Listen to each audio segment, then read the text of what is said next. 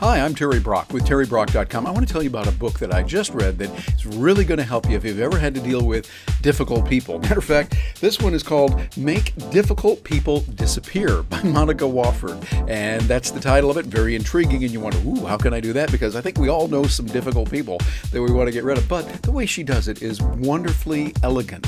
And how she describes it in the book is something that you will want to look at if you're a manager or if you're dealing with people in sales and you find some people just aren't right or something's wrong with them or so. This is good because, well, she gets right to the point of it here on page 21 here when she says that she uses the story line of a nice person who is training and teaching, showing people things. And she says that making difficult people disappear started within yourself instead of with other people. So the way you make people disappear is it starts with you. And she goes further here on page 24 when she says, most people aren't difficult by nature. They're different. Key term there, not difficult, but different.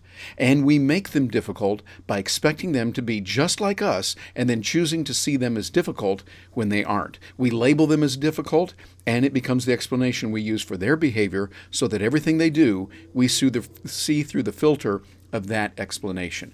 And what Monica Wofford does in this book is she goes through and she uses a principle that's very important of looking at people according to their behavioral style, who they are, using a competency called CORE, C-O-R-E, that people are either commanders, organizers, relators, or entertainers. And they fall in those. Now, we all have those characteristics, but we use different ones. And she uses a storyline. So it's a fictional story.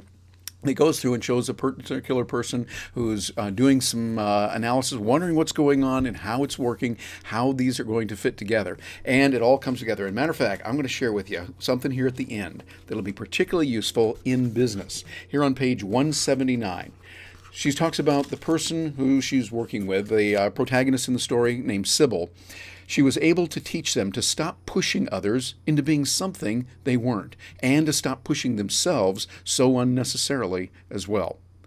It was all a part of the same conversation. Stop pushing Jack Russells to be German Shepherds, entertainers to be calm and quiet, commanders to be soft-spoken, and so on. In fact, in the next class, she presented a topic similar to Sybil's first training program. She had the entire room raise their hands and find a partner. She instructed them to touch hands, palm to palm, and to start gently pushing. Without any further provocation, each pair of participants reported that when the other person pushed, they pushed back. It's a wonderful way to show what people do naturally and to convey the value of allowing, key term, they italicized that one, allowing instead of always pushing.